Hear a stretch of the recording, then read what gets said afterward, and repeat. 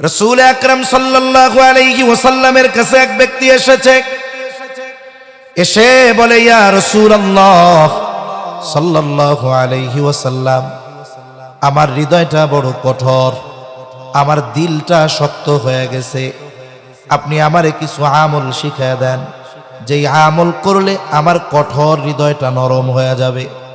চিন্তা কইরা দেখেন, নবীর জামানার একজন মানুষ নবীকে এসে বলতেছে যে আমারে আমল শিখিয়ে দেন, যেই আমলের দ্বারা আমার দিলটা নরম হবে। আর আমাদের দিলের হালত কি? আমাদের দিলের হালত এটা তো পাথরের চাইতেও শক্ত হয়ে গেছে। আমাদের চোখে কান্না নাই, মানুষের কষ্ট দেখে আমাদের কান্না আসে না, আমাদের দিলের অবস্থা তো আরো বেশি খারাপ। এইবার নবীজি তাকে আমল শিখিয়ে দিলেন। নবীজি বলেন, ওয়ামসাহ রাসাল ইয়াতীম ওয়া আত'ইমিল মিসকিন। নবীজি বলেন, তুমি ইয়াতীমের মাথায় হাত বুলায় দাও আর মিসকিনদের খানা খাওয়াও।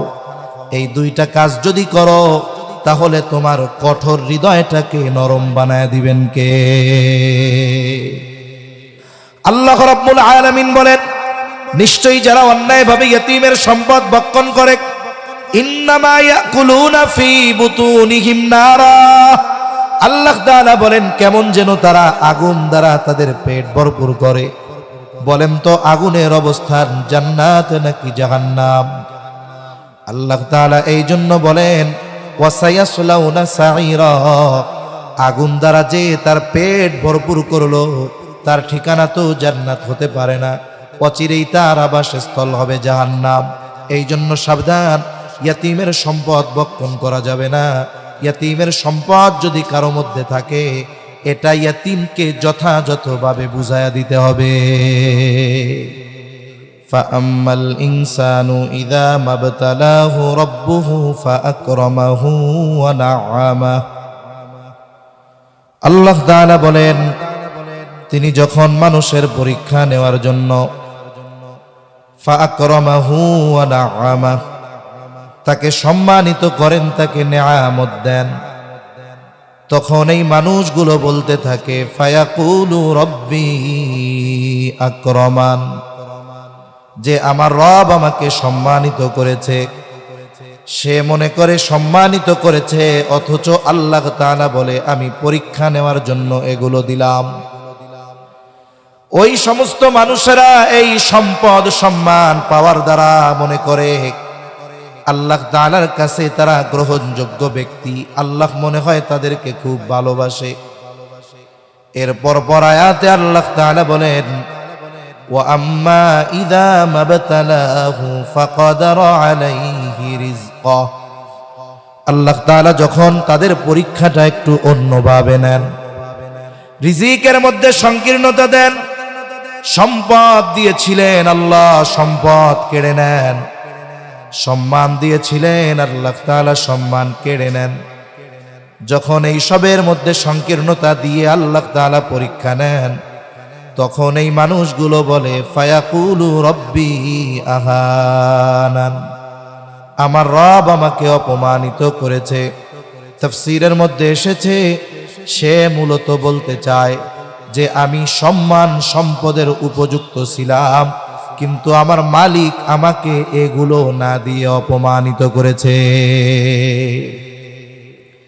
তাহলে প্রথম অবস্থায় পরীক্ষা করার জন্য যখন সম্পদ সম্মান আল্লাহ তাআলা দেন, ও মনে করে আমি এটা নিজ যোগ্যতায় পেয়েছি। আবার যখন এগুলো কেড়ে নিয়ে তাকে পরীক্ষা নেওয়া হয়, ও মনে করে আমি সম্পদ সম্মানের উপযুক্ত ছিলাম, কিন্তু আল্লাহ আমার এইগুলো দেয় নাই। নাউজুবিল্লাহ। সে বলতে চায় আমি উপযুক্ত, আমাকে দেয় নাই।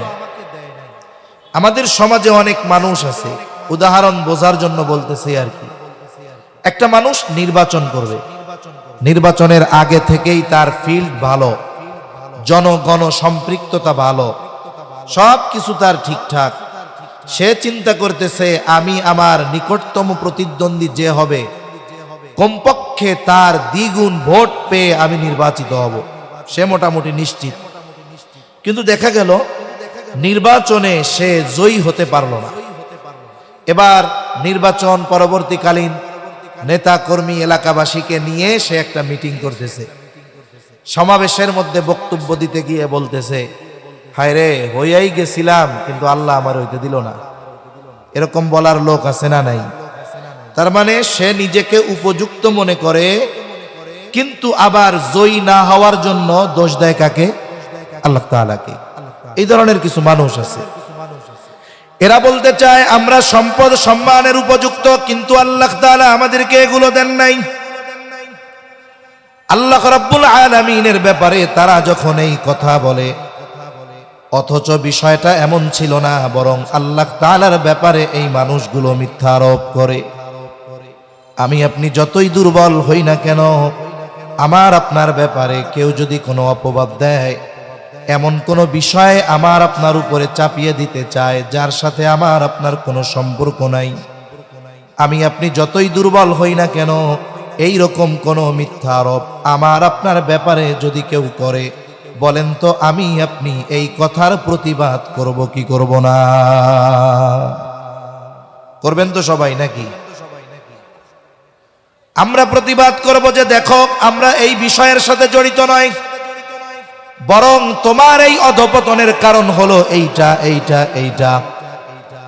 এখন যেই মানুষগুলো বলে আমি সম্পদের উপযুক্ত ছিলাম, সম্মানের উপযুক্ত ছিলাম, কিন্তু আল্লাহ তাআলা আমাকে দেয় নাই, মূলত এই মানুষগুলো আল্লাহ তাআলার ব্যাপারে মিথ্যা আরোপ করে। এই জন্য আল্লাহ সুবহানাহু ওয়া তাআলা তাদের এই কথার প্রতিবাদ করে বলেন কাল্লা। তারা কি বলে? তারা বলে আমরা সম্পদ সম্মানের উপযুক্ত ছিলাম, দেয় নাই কে? আর আল্লাহ তাআলা বলেন কাল্লা, কখনোই এমনটা নয়। তোমরা উপযুক্ত ছিলা, আমি দেই নাই, এমনটা নয়। প্রথমে আল্লাহ তাআলা তার ব্যাপারে করা মিথ্যারোপ এর প্রতিবাদ করলেন। এরপরে তাদের ওই রিজিক সংকীর্ণতা কেন আসলো এর কারণগুলো আল্লাহ তাআলা বর্ণনা করেন। আমি যে আয়াতগুলো আপনাদের খেদমতে তিলাওয়াত করেছি, আমার যেটা বলা মূল উদ্দেশ্য যে রিজক সংকীর্ণতার কারণ আল্লাহ তাআলা মানুষকে পরীক্ষা করার জন্য জীবন উপকরণের মধ্যে রিজিকের মধ্যে সংকীর্ণতা কেন দেন, এর কিছু কারণ আল্লাহ তাআলা এই জায়গায় বর্ণনা করেছেন। এখন আমরা এখান থেকে কি শিখব? মূলত আমরা যদি চাই আমাদের রিজিক প্রশস্ত হোক, আমরা যদি চাই আমাদের রিজিক বরকতময় হোক, আমরা যদি চাই আমাদের রিজিকের মধ্যে সংকীর্ণতা না আসুক, তাহলে আমাকে এই কথাগুলো একটু খেয়াল দিয়ে শুনতে হবে। আশা করা যায় যে এর দ্বারা শুধু আমি আখিরাতের ফায়দা অর্জন করতে পারবো তা না, দুনিয়ারও কিছু লাভ ইনশাআল্লাহ হবে। কারণ আমরা তো নগদ চাই। আমাদের কথা হলো নগদ যা পাও হাত পেতে নাও, বাকির খাতা শূন্য থাক। মনিটরের আওয়াজটা একটু বাড়াইতে পারবেন? এতবার বলতে আমার লজ্জা লাগে, একবারে বাড়াই দিলে হয়ে যায়।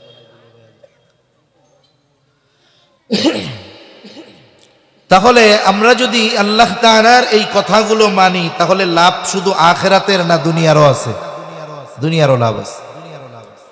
আল্লাহ রাব্বুল আলামিন প্রথমে তাদের কথার প্রতিবাদ করে বলেন কাল্লা, কখনোই এমনটা নয় যে তোমরা সম্মানের উপযুক্ত, আমি তোমাদের কাছ থেকে সম্মান কেড়ে নিয়েছি, সম্পদের উপযুক্ত সম্পদ বঞ্চিত করেছি, এমনটা নয়।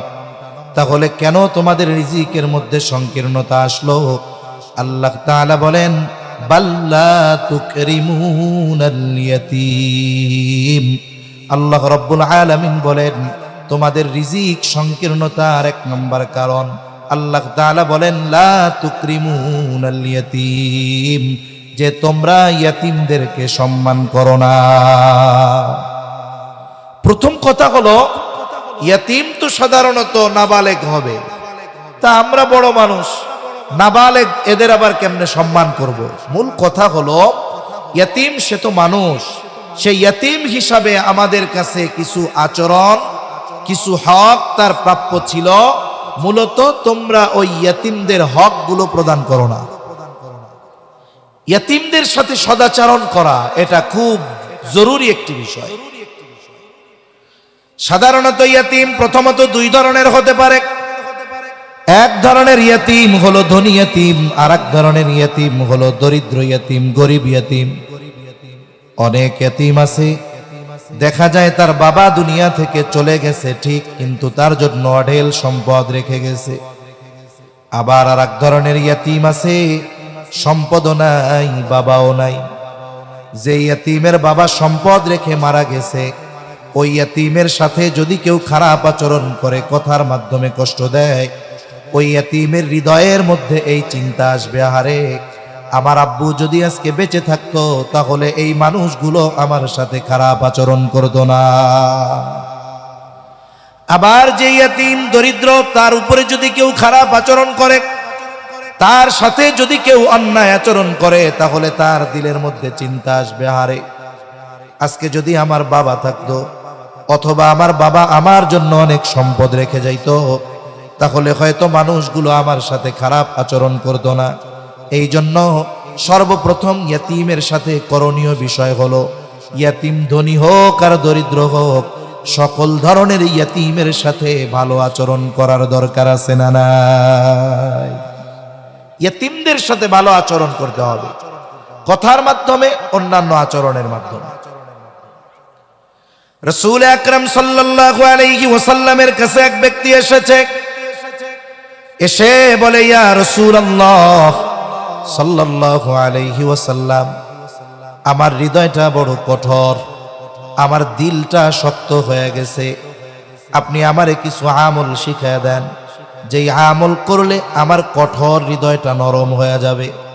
চিন্তা কইরা দেখেন, নবীর জামানার একজন মানুষ নবীকে এসে বলতেছে যে আমারে আমল শিখিয়ে দেন, যেই আমলের দ্বারা আমার দিলটা নরম হবে। আর আমাদের দিলের হালত কি? আমাদের দিলের হালত, এটা তো পাথরের চাইতেও শক্ত হয়ে গেছে। আমাদের চোখে কান্না নাই, মানুষের কষ্ট দেখে আমাদের কান্না আসে না, আমাদের দিলের অবস্থা তো আরো বেশি খারাপ। এইবার নবীজি তাকে আমল শিখিয়ে দিলেন।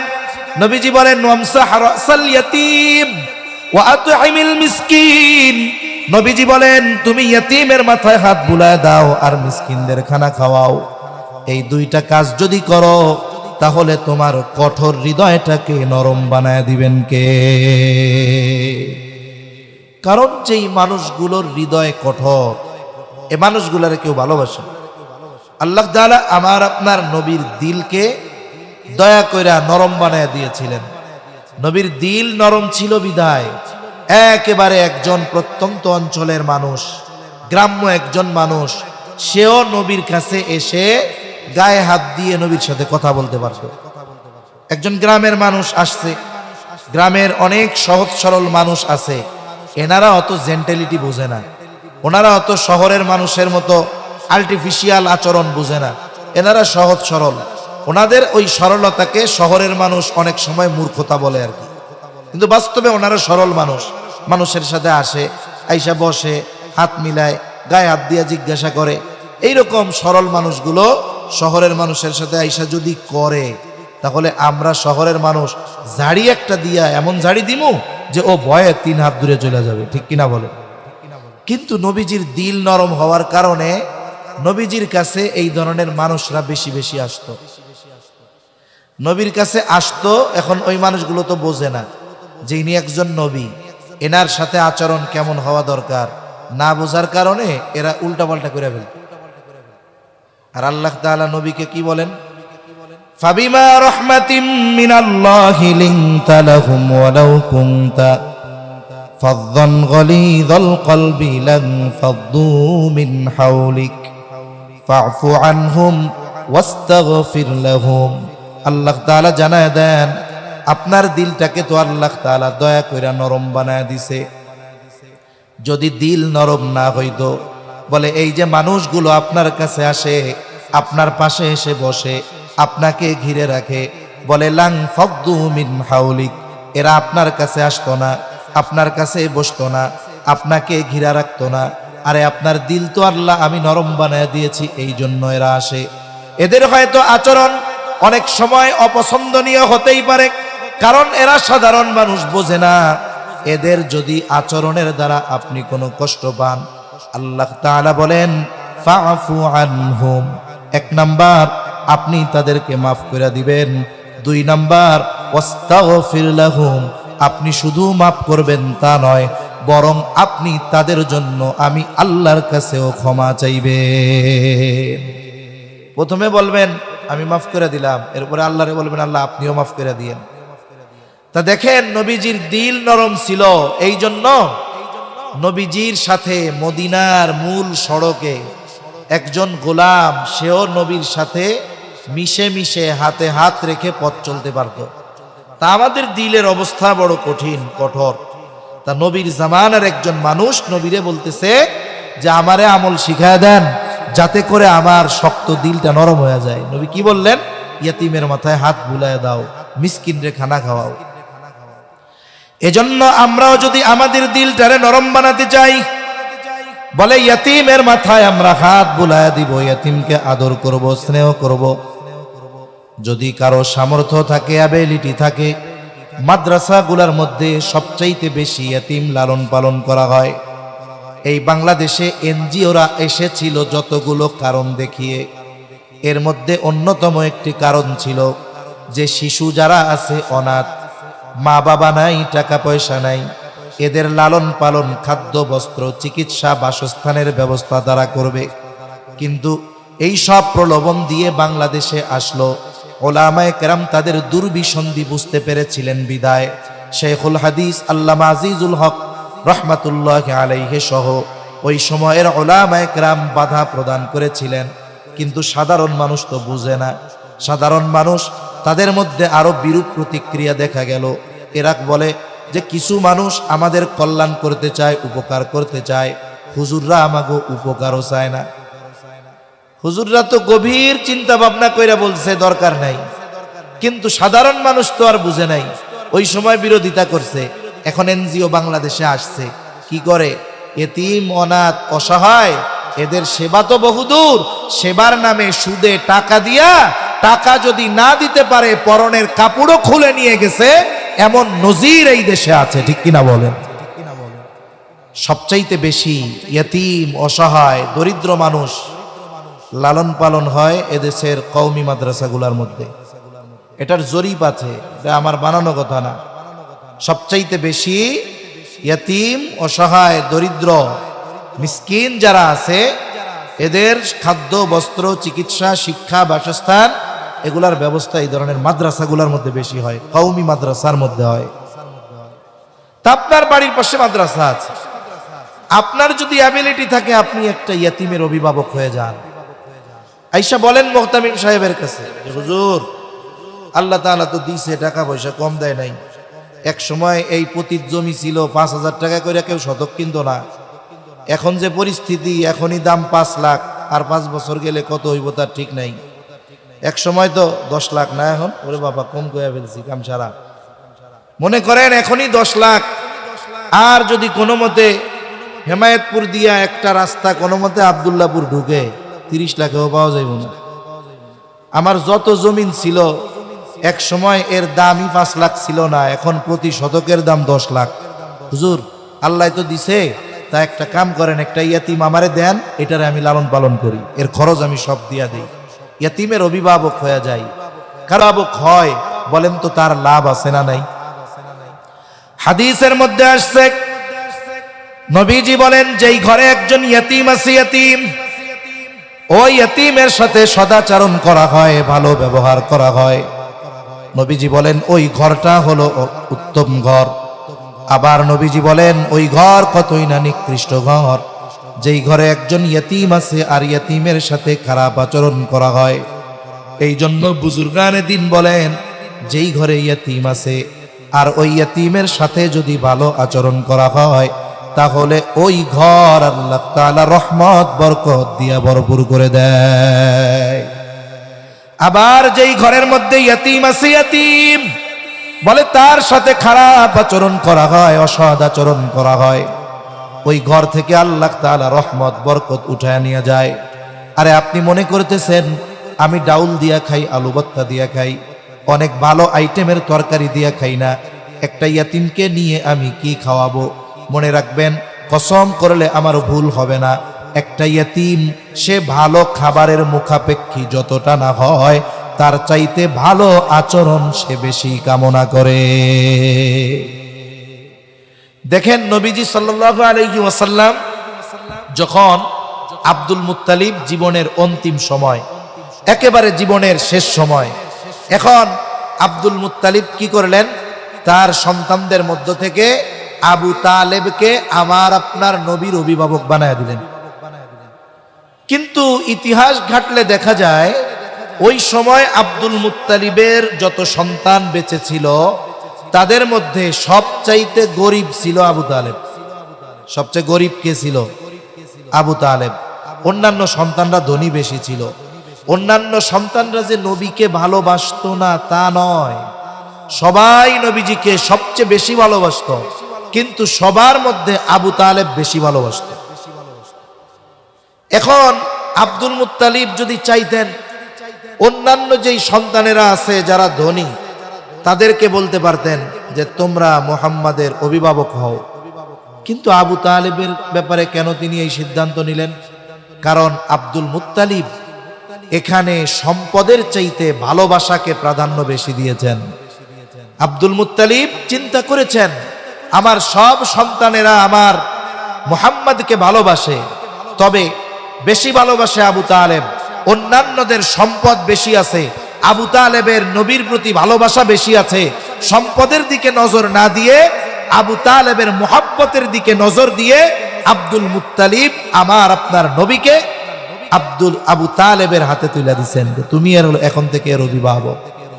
এজন্য একটা ইয়াতীম যখন কারো কাছে থাকে সে ভালো খাওয়ার চাইতে ভালো ব্যবহারে আশাবাদী বেশি হয়, ঠিক কিনা বলেন?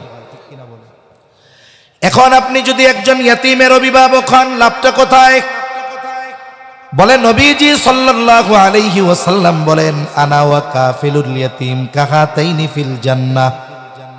নবীজি বলেন আমি আর ইয়াতীমের অভিভাবক জান্নাতের মধ্যে পাশাপাশি অবস্থান করব। এই কথা বলে নবীজি এই দুইটা আঙ্গুল ইশারা দিয়ে দেখা দিলেন, তার মানে এই দুইটা আঙ্গুল যেমন পাশাপাশি অবস্থানরত, নবীজি বলেন আমি আর ইয়াতীমের অভিভাবক অনুরূপভাবে জান্নাতে পাশাপাশি অবস্থান করব। যাদের সুযোগ আছে এই সুযোগ মিস করা ঠিক হবে না।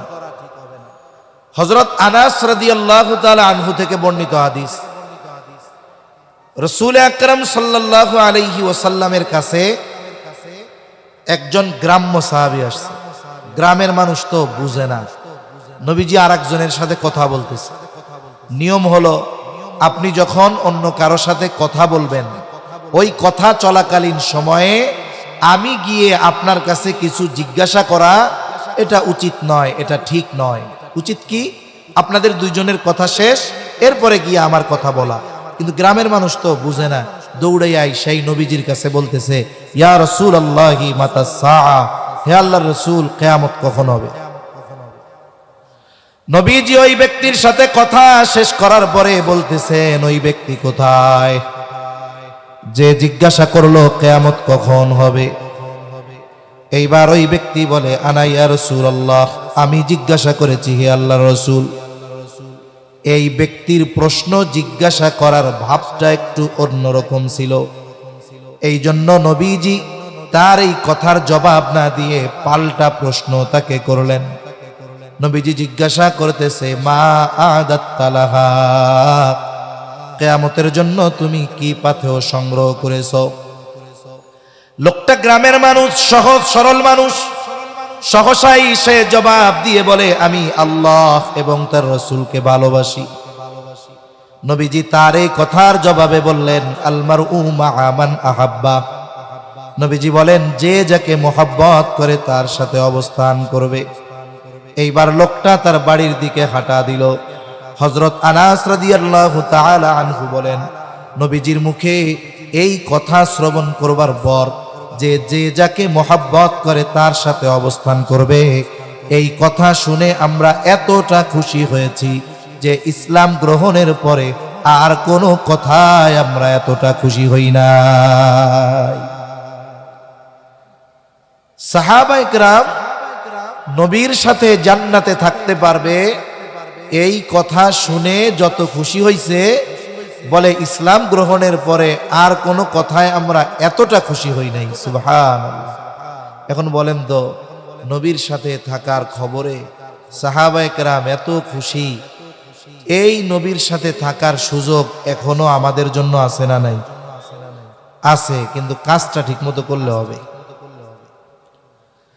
শাইখুল ইসলাম আল্লামা শাহ আহমদ শফি রহমাতুল্লাহি আলাইহি গল্প শোনায় একটা বলে, হযরত একবার কক্সবাজার সফরে যাবে, টেকনাফ একেবারে শেষে, ওই 2013 সালের দিকে। তখন পুরা কক্সবাজারের উলামায়ে কেরাম, ব্যাপক আয়োজন, শাইখুল ইসলামের আগমন হবে, বিশাল আয়োজন হচ্ছে। এখন বড় একজন ব্যবসায়ী, আবার টেকনাফের মানুষ হইলেই যে খালি ইয়াবা ব্যবসায়ী হয় তা না, সবাই ইয়াবা বদির মতো ইয়াবা বেচে টাকা পয়সার মালিক হয় তা না। টেকনাফের অনেক বড় বড় ব্যবসায়ী আছে, মাছ ব্যবসায়ী। আল্লাহর কি নিয়ামত, বলে সমুদ্রের মধ্যে এক ধরনের মাছ আছে, এর এক একটা মাছ যদি পায়, এক একটা মাছ সাইজ বেঁধে 3-4 লাখ টাকা বিক্রি হয়। বলে কি মাছ এত টাকা দাম?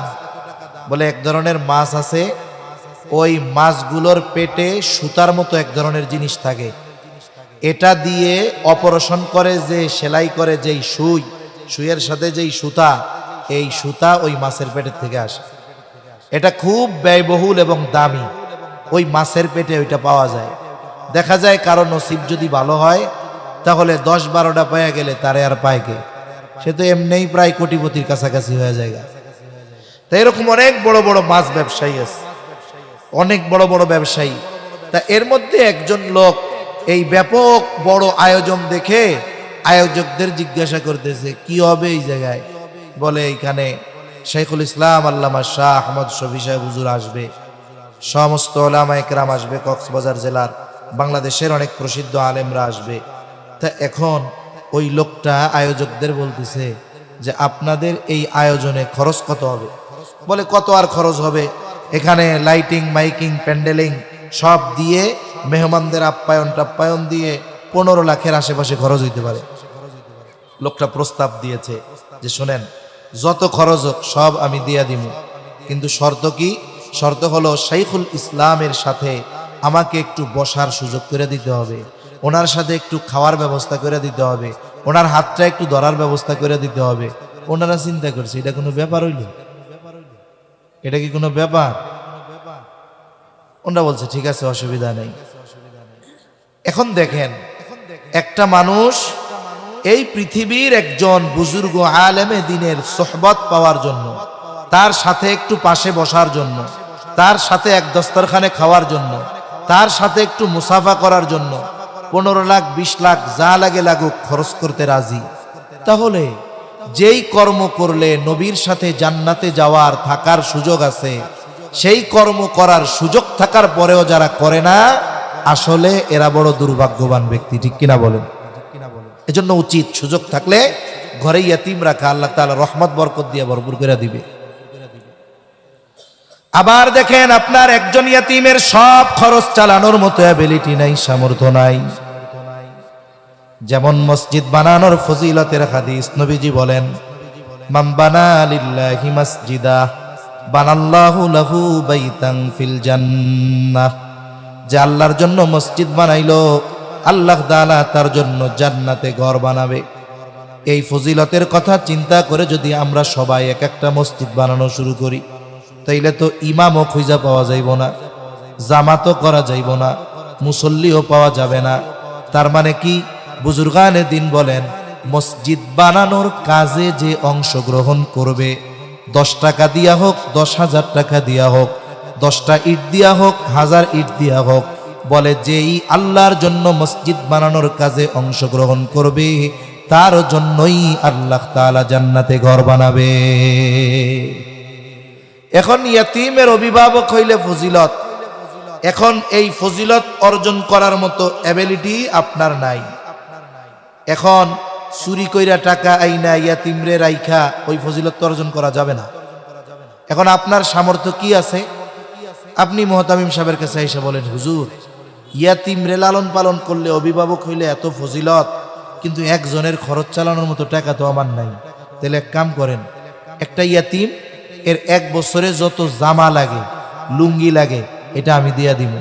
অথবা তার সাবান পানি তেল যা লাগে এগুলো আমি দিয়া দিব। একটা অংশের অভিভাবকত্বের দায়িত্ব যদিও গ্রহণ করা যায়, আশা করা যায় এই কারণেও নবীর সাথে জান্নাতে থাকা যাবে ইনশাআল্লাহ। তাহলে ইয়তীমের সাথে সদাচরণ করা, বলে ইয়তীমের অভিভাবকত্ব যদি গ্রহণ করার মতো সুযোগ থাকে, ইয়তীমের অভিভাবকত্ব গ্রহণ করা, সাথে সাথে এই ব্যাপারে সর্বোচ্চ সতর্ক থাকা যে ইয়তীমের সম্পদ যেন ভোগ না করা হয়ে যায়। কারণ এই সমাজে অনেক মানুষ আছে, ভাতিজার সম্পদ, ভাগ্নার সম্পদ, ইয়তীম বাচ্চা, তার বাবা সম্পদ রেখে মারা গেছে, সে জানেও না কোথায়। দেখা যায় অনেক চাচা আছে ভাতিজাকে ঠগায়া সম্পদ নিজে বাগায়া নেয়, আছে না নাই?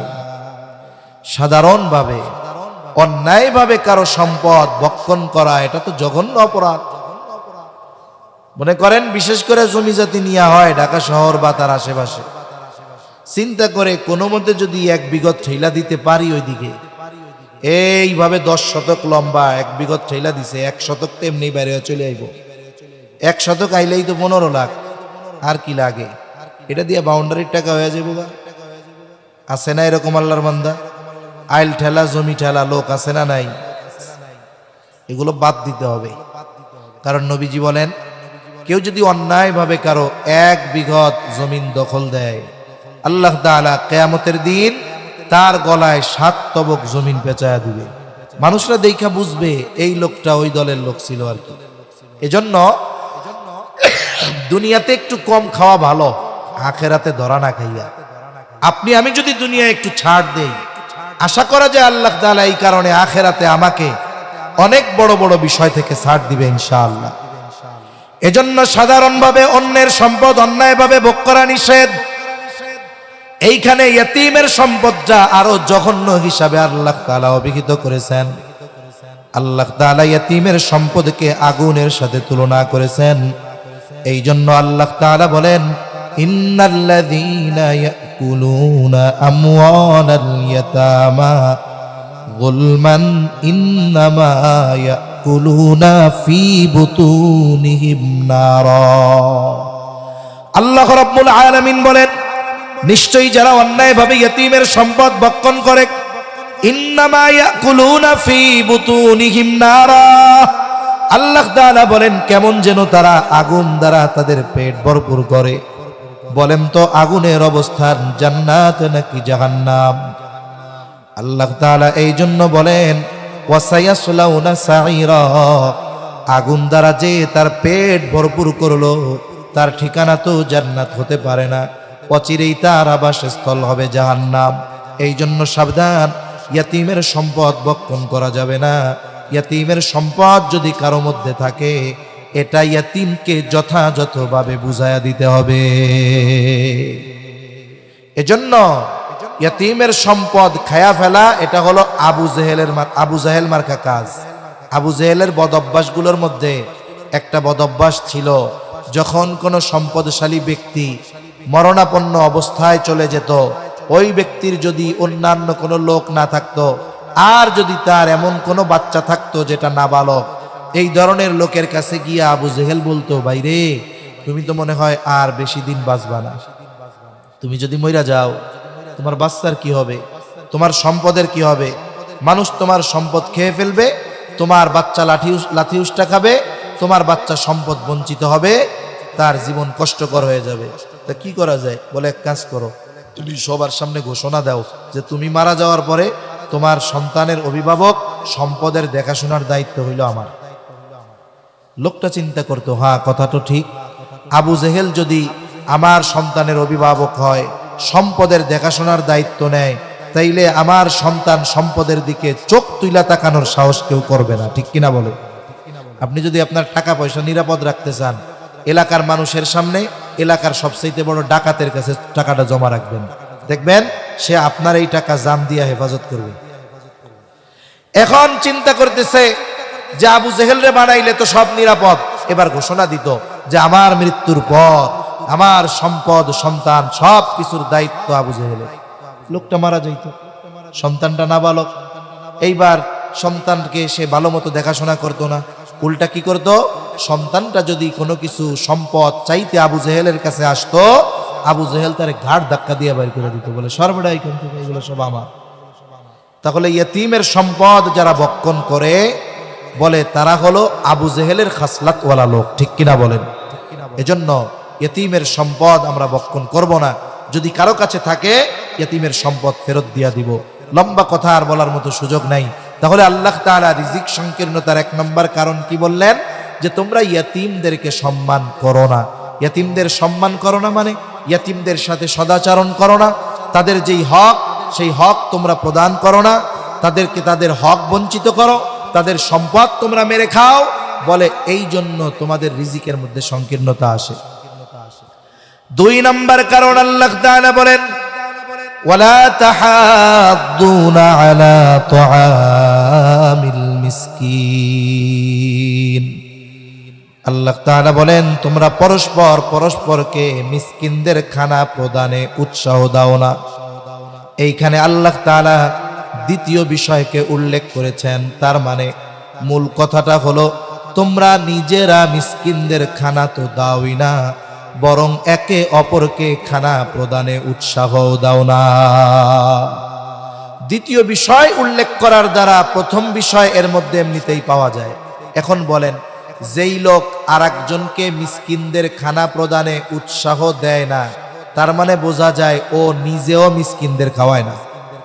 এজন্য আল্লাহ তাআলা বলেন তোমরা পরস্পরকে মিসকিনদের খানা প্রদানে উৎসাহ দাও না। এই যে মিসকিন, অসহায়, নিঃস্ব যারা আছে, এদের খানা খাওয়ানো অনেক ফজিলত। আরে হাদিসের মধ্যে এসেছে যে সাধারণভাবে যদি কাউকে খানা খাওয়ানো হয় এটাও সওয়াবের কাজ। নবীজির কাছে এক ব্যক্তি এসেছেন, এসে জিজ্ঞাসা করে আইয়ুল ইসলামি খাইর, ইসলামের মধ্যে সর্বোত্তম আমল কোনটা? নবীজি ছিলেন উম্মতের রুহানি ডাক্তার। একই প্রশ্নের জবাব ব্যক্তির ভিন্নতায় জবাবের ভিন্নতা থাকতো। নবীজি এই ব্যক্তির এই প্রশ্নের জবাবে বললেন তুতঈমুত তাআম ওয়া তাকরাউস সালাম আলা মান আরাফতা ওয়া মান লাম তারিফ। নবীজি বলেন তুমি মানুষকে খানা খাওয়াও আর পরিচিত অপরিচিত সবাইকে বেশি বেশি সালাম দাও। নবীজি খানা খাওয়ানোর কথা বলতে গিয়ে এখানে কোনো স্তর বিন্যাস করেন নাই। নবীজি বলেন নাই মিসকিনকে খাওয়াও, দরিদ্রকে খাওয়াও। এর দ্বারা বোঝা যায় যদি কোনো গরিব মানুষ আল্লাহ তাআলার সন্তুষ্টির জন্য কোনো কোটিপতিকেও খানা খাওয়ায়, বলেন তো এই খানা খাওয়ানোর কারণে সওয়াব আছে না নাই? একটু চিন্তা করেন, একটা মানুষ তার খাবারের প্রয়োজন নাই, ধনী, টাকা পয়সাওয়ালা, তাকে যদি আল্লাহর জন্য খাওয়ানো হয় সেখানে যদি সওয়াব থাকে, তাহলে যে মিসকিন বলেন তো তার খাবারের প্রয়োজন আছে না নাই? এখন যদি মিসকিনকে খানা খাওয়ানো হয় বলে কমপক্ষে দ্বিগুণ সওয়াব হবে। 1 নাম্বার খানা খাওয়ানোর সওয়াব, 2 নাম্বার এই খানা তার প্রয়োজন ছিল, তার প্রয়োজন মেটানোর সওয়াবও পাওয়া যাবে। আবার হাদিসের মধ্যে আসছে নবীজি বলেন যদি এক মুমিন অপর মুমিনের কোনো প্রয়োজন মিটায় দেয়, নবীজি সাল্লাল্লাহু আলাইহি ওয়াসাল্লাম বলেন আল্লাহ তাআলা দুনিয়া আখিরাতে তার প্রয়োজন মিটায় দেয়। সুবহানাল্লাহ। আবার খানা খাওয়ানো এটা আলাদা ফজিলতের কাজ। তাহলে মিসকিনকে খানা খাওয়াইলে কমপক্ষে দ্বিগুণ সওয়াব। বলে 1 নাম্বার খানা খাওয়ানোর সওয়াব, 2 নাম্বার বলে তার প্রয়োজন মেটানোর সওয়াব। আবার এই মিসকিন যদি কারো প্রতিবেশী হয়, প্রতিবেশী, তাহলে এই জায়গায় সওয়াবটা আরো বেশি, দায়িত্বটাও বেশি। কারণ নবীজি সাল্লাল্লাহু আলাইহি ওয়াসাল্লাম বলেন ওই ব্যক্তি মুমিন নয়। কে? বলে যে নিজে পেট পুরে খায় আর তার পাশে তার প্রতিবেশী অভুক্ত থাকে। এজন্য ওই মিসকিন যদি প্রতিবেশী হয় তাহলে এখানে খানা খাওয়ানো ঈমান সম্পৃক্ত বিষয়। এজন্য নবীজি সাল্লাল্লাহু আলাইহি ওয়াসাল্লাম প্রতিবেশীর খোঁজ খবর রাখতে বলতেন। নবীজি বলেন আরে তোমরা তরকারির মধ্যে একটু পানি বাড়ায় দাও, ঝোল বাড়ায় দাও। কেন? বলে যাতে তোমরা তোমাদের প্রতিবেশীর খোঁজ খবর নিতে পারো। প্রতিবেশীর হকের ব্যাপারে আমাদের সতর্ক থাকা দরকার। কারণ নবীজি সাল্লাল্লাহু আলাইহি ওয়াসাল্লাম বলেন, আওসিনি জিবরিলু বিল জার হাত্তা যানানতু আন্নাহু সাইওয়ারিসাহু। বলে জিবরাইল আলাইহিস সালাম আমাকে প্রতিবেশীর ব্যাপারে এত গুরুত্ব দিচ্ছিল, আমি একটা সময় মনে করেছিলাম হয়তো প্রতিবেশীকে ওয়ারিশ বানায় দেওয়া হবে। তার মানে মারা যাওয়ার পর যেমন সন্তান সম্পদের মালিক হয়, বলে ওই রকম সম্পদের একটা অংশের মালিক হয়তো প্রতিবেশীকে বানায় দেওয়া হতে পারে। এই জন্য প্রতিবেশীর ব্যাপারে খেয়াল রাখা দরকার। শুধু তাই না, প্রতিবেশী যদি অমুসলিম হয়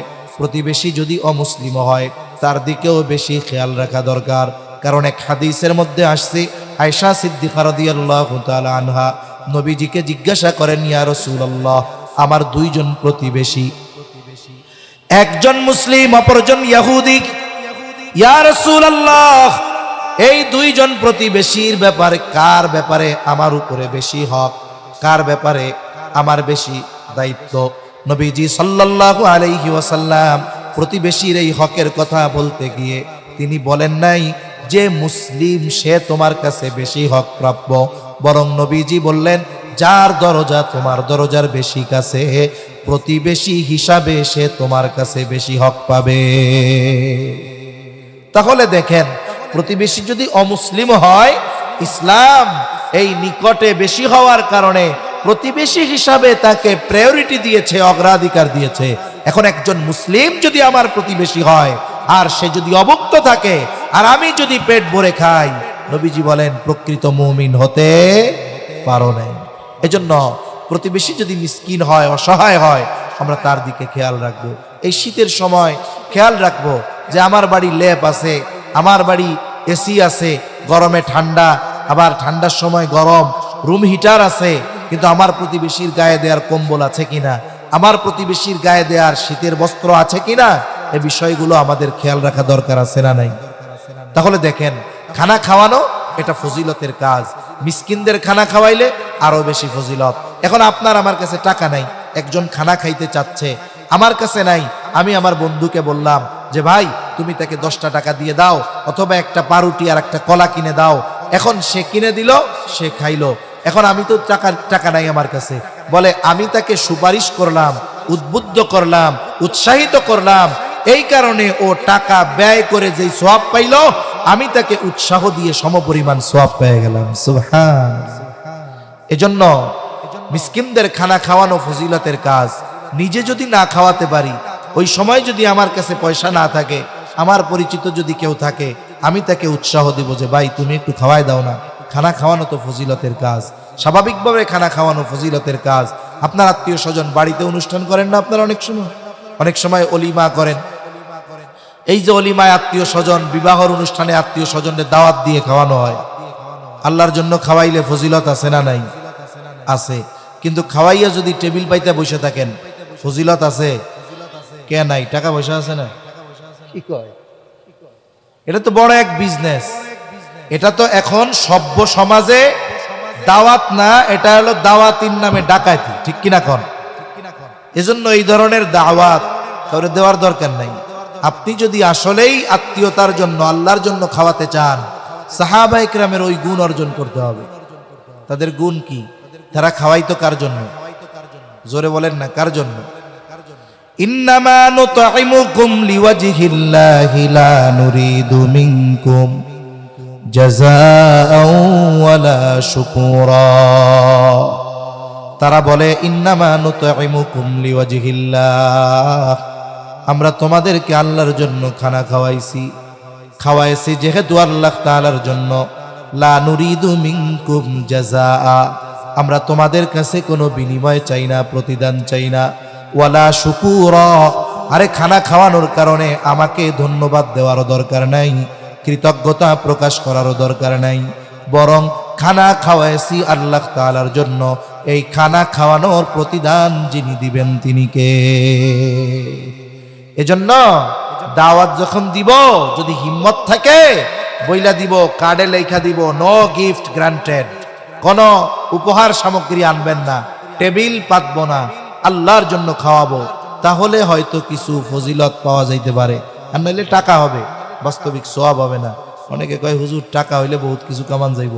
ব্যবসা করে কামাইলাম, কিছু মাদ্রাসায় দিয়া দিলাম, ব্যবসাও হইল, সোয়াবও হইল। কি বলেন? এ কাজ করা যাবে না। খাওয়াবো কার জন্য? আল্লাহ তাআলার জন্য।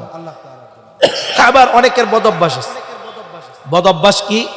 বলে খানা খাওয়াইয়া খোটা দেয়।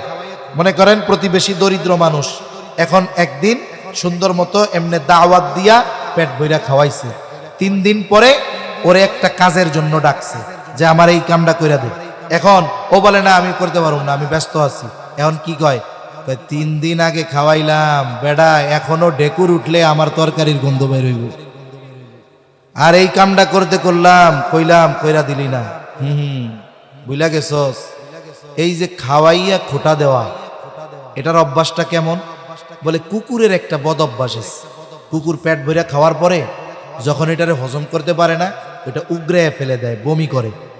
এই বমি আবার রাইখা উনি চলে যায় না, আশেপাশে ঘুরঘুর করে একটু পরে ওই বমি আবার সাইটা খায়। বলে যারা মানুষকে উপকার করে খোটা দেয়, এদের অভ্যাস ওইটার মতো। এজন্য আমরা অনেক সময় আমাদের প্রতিবেশী এদের কাছে কিছু খাওয়ায়া উপকার করে তার থেকে আবার ফায়দা নেওয়ার আশা করি। এই ধরনের কাজ করাও ঠিক নয়। তাহলে বিষয়টা হলো, 2টা বিষয় গেল। বলে 1 নাম্বার, ইয়াতিমদেরকে সম্মান করো না, অর্থাৎ ইয়াতিমদের সাথে সদাচরণ করো না, তাদের হক আদায় করো না, উল্টা তাদের সম্পদ আরো মাইরা খাও। 2 নাম্বার বলে তোমরা নিজেরা মিসকিনদের খাওয়াও না, অপরকেও উৎসাহ প্রদান করো না।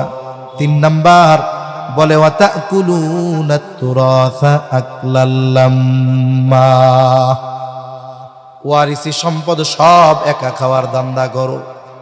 কত মানুষ আছে বোনদের হক মাইরা খায়, আছে না নাই? ফুফুদেরটা মাইরা খায়, আত্মীয় স্বজনেরটা মেরে খায়। মনে করেন একজন লোক, তার একটা ছেলে 2টা মেয়ে, ছেলেটা বড়, মেয়ে 2টারে বিবাহ দিয়ে দিয়েছে, বাবা বিবাহ দিয়ে বিয়ে দিছে, তারা শ্বশুর বাড়ি চলে গেছে। এইবার বাবা মারা গেল। বাবা মারা যাওয়ার পর দায়িত্ব কি? বলে প্রথম তার দাফন কাফনের ব্যবস্থা করা, যদি কোনো ঋণ থাকে ঋণ পরিশোধ করা। বলে এরপরে যদি কোনো ওসিয়ত কইরা যায়, ওসিয়তটা যদি তার সমুদয় সম্পদের সর্বোচ্চ 3 ভাগের 1 ভাগ বা তার কম হয়, ওসিয়ত পূরণ করা। এরপরে কি কাজ?